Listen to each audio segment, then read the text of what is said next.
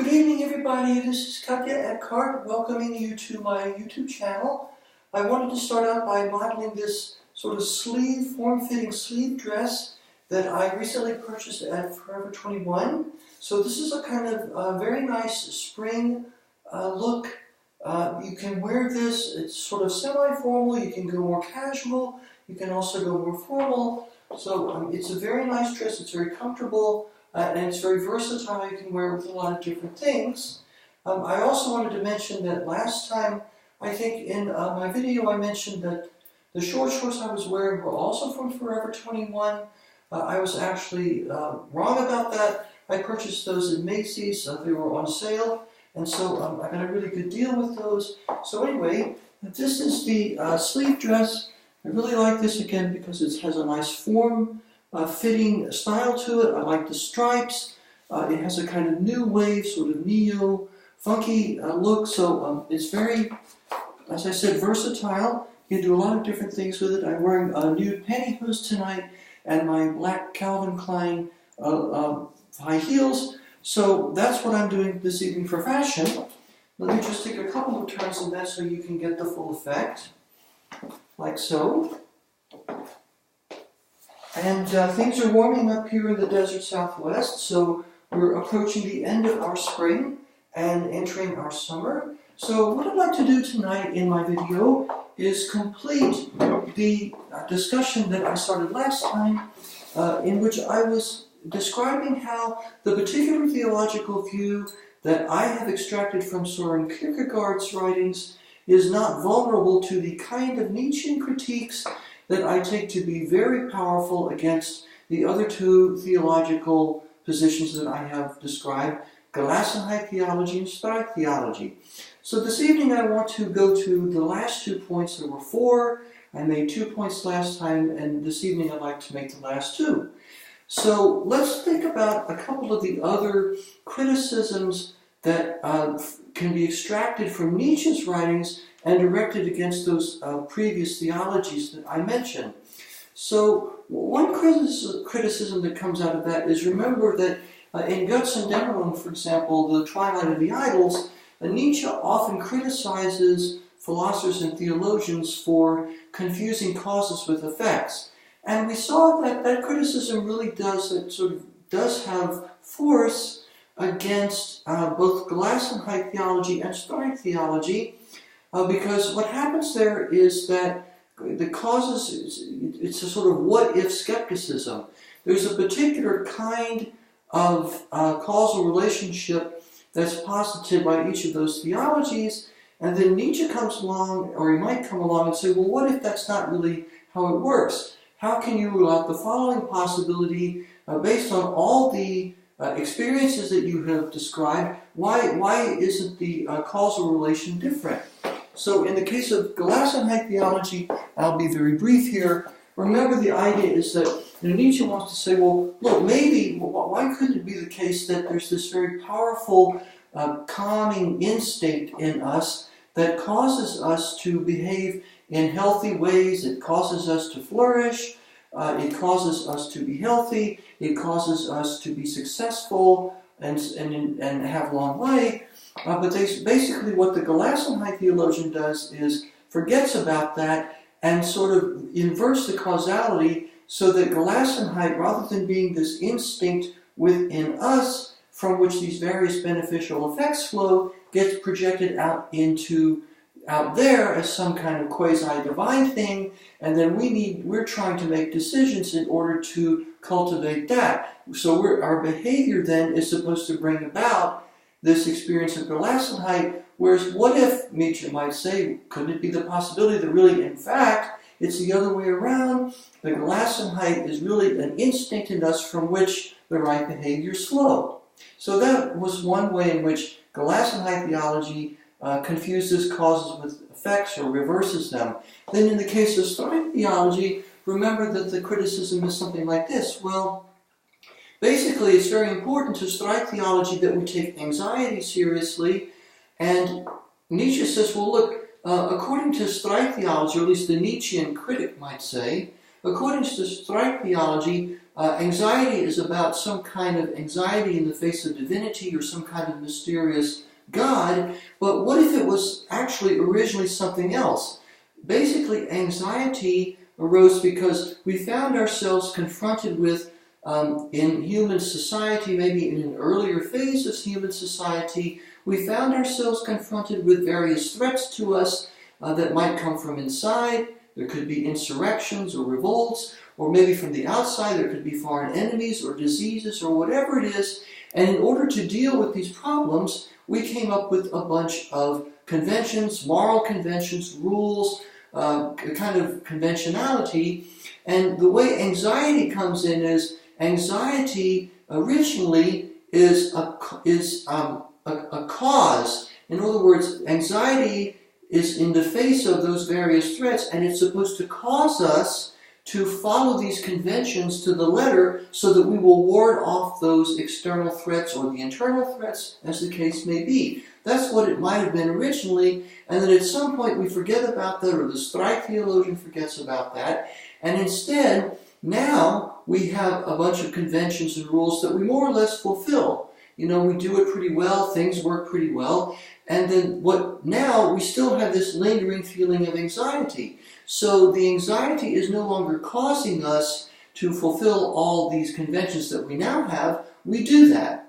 And then instead, that causes us, we think, to have anxiety, which is no longer about internal or external threats, but now it gets projected on or assigned to, let's say, this kind of mysterious external divinity, but that's not really what it was about at all, or at least the possibility that it might have a totally non-religious explanation, just like Gelassenheit might have a totally non-religious explanation, has not been ruled out by either one of those theologies, and so that's the Nietzschean critique. Now, how does this apply, if at all, to the Kierkegaardian view that I described?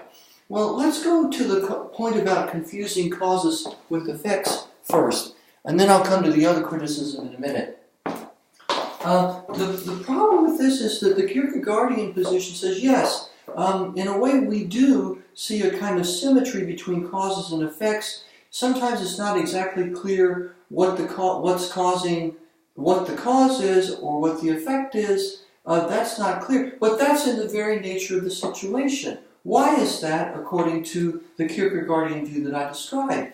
Well, remember that it's very important to this view that there is this kind of threefold interdependency that we see reflected in the story of Abraham, Isaac, and God in the Old Testament, and there are other stories throughout the Bible where basically what happens in that story is, there's this sort of interdependency among, there's God who is the merciful tester, and then Abraham, who is the successful knight of faith, and then if we read that story and we're inspired by it, we're inspired. And we saw that this is a reflection of the three persons of the Trinity, according to traditional Christian teaching.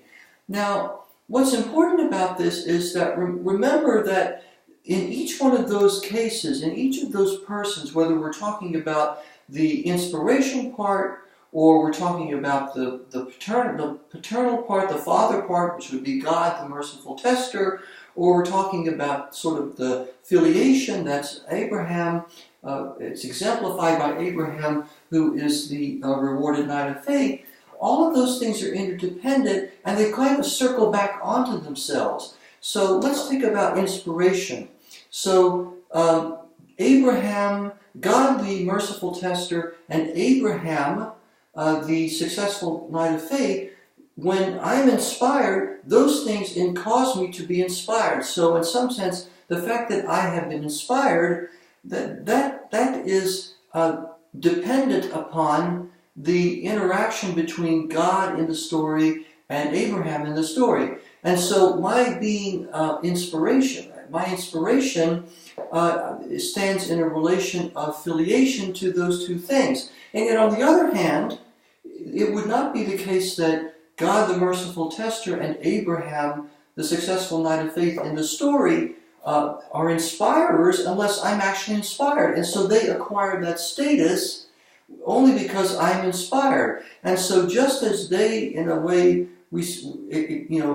manifest paternity with respect to me, and I as an inspired person, and I manifest filiation with respect to them as inspired, they don't emerge as inspirers except due to the fact that I am inspired. And so I, manifest paternity with respect to them jointly, and they jointly respect filiation with respect to me. So it circles back. My inspiration kind of circles back on itself. It's essentially dependent on them as inspirers, but since they're essentially dependent on me as being inspired, I'm ultimately, essentially, my inspiration is ultimately self-dependent. It's ultimately dependent upon itself. And in each of the cases of whether we're talking about paternity or filiation or inspiration that are associated with the three persons of the Trinity, we saw in a previous video that in each case, the same kind of self-dependency in each of those persons, it occurs. So that the divine essence itself, insofar as it emerges from those interrelations among the persons, is something self-dependent. Well, what's the cause here and what's the effect? Where there's a sense in which each one of the divine persons, and hence the divine essence that they all share, each one of those things is, because it's a causal suite, a self-cause, it's both the cause and the effect of itself. That's what it is. But so there's a sense in which the Kierkegaardian theologian can admit the Nietzschean point and say, well, yeah, that's right. In this case, I am conflating to some extent causes and effects, but that's in the nature of the case. What's a cause is also an effect, and vice versa. There's no confusion here because that's the way it is.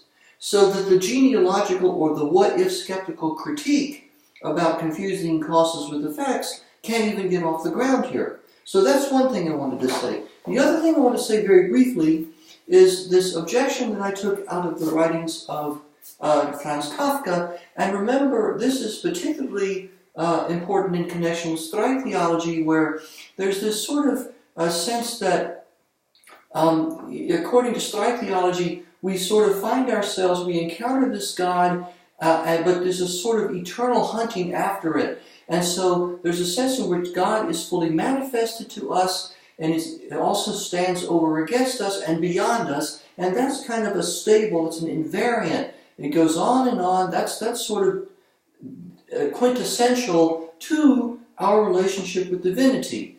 Now we saw that the objection to that is that it is isomorphic to the kind of situation that Franz Kafka describes in his writings, this kind of Kafkaesque situation where a person like Joseph K. in the trial or their Prozess in German, Prozess, or the castle, the protagonist in the castle, sort of stands over against this very mysterious authority that sort of is fully present, is fully manifesting itself in this kind of eerie situation, is obviously standing over against the protagonist, and also elusively, always elusively beyond it. So that is very endemic to this kind of Kafkaesque situation, and by parallel to the fundamental human encounter with divinity as Strike theology depicts it.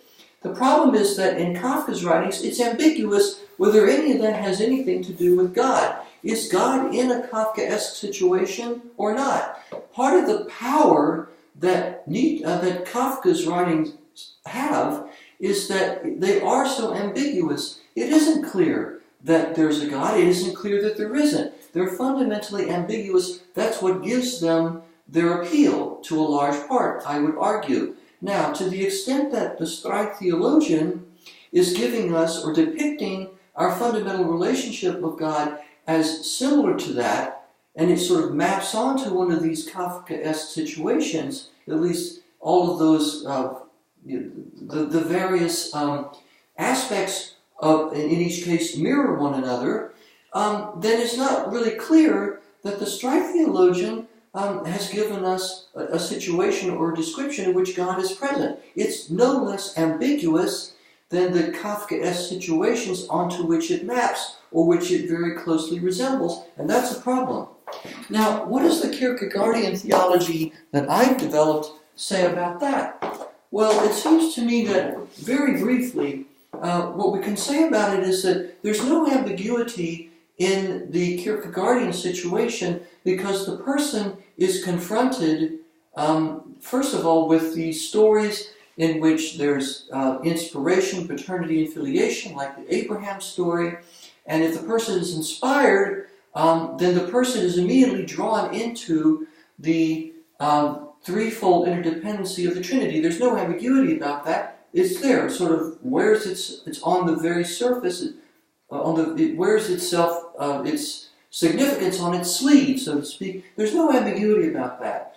And later, then, when the person is confronted with what God has done in Christ, what I would call the Christological initiative that God undertakes by becoming human, with the purpose of suffering and dying as this human being, Jesus of Nazareth, Jesus Christ, who's also God, who will then later rise from the dead. And God does this with the purpose of causing us to feel sorrow over the sufferings of this God-human.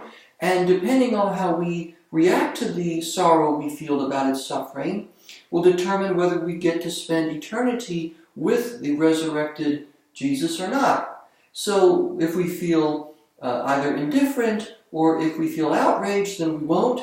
But if we feel gratitude about what God has done and why He's done it, then we will share this kind of eternal blessedness later. Again, there's no ambiguity in that.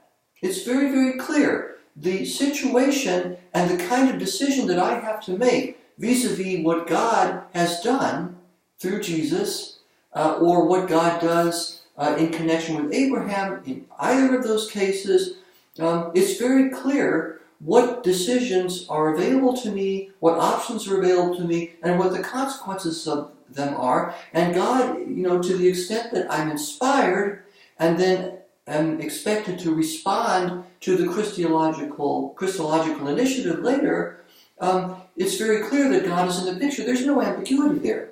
So I would conclude tonight's video presentation by saying that I do not think, for the reasons that I have been giving now, I do not think that the Kierkegaardian objection is vulnerable to any of the negative Nietzschean skeptical critiques to which both Gelassenheit theology and Streit theology, to which they are vulnerable. I don't think that the same is true of the Kierkegaardian view. And for that reason, I take that to be a very strong argument in its favor. I think it needs to be developed in more detail, of course. I just started a book on that I hope to propose to a publisher at some point in the not too distant future. But I think it's very promising, and I think that we need this kind of view now because contemporary theology to me, seems to be in kind of a quagmire, doesn't seem to be really galvanizing people or helping them overcome doubt in a productive way. So that's what I would like to say this evening. Thank you again for joining me. I hope you enjoy the ideas that I shared with you. I hope that you also enjoy my outfit this evening. I look forward to returning in future videos and sharing some more fashion tips with you, as well as some more theological and philosophical insights. But until then, this is Katje Eckhart, and I wish everybody a restful and peaceful good evening. Thank you again so much for joining me. Until next time, bye-bye.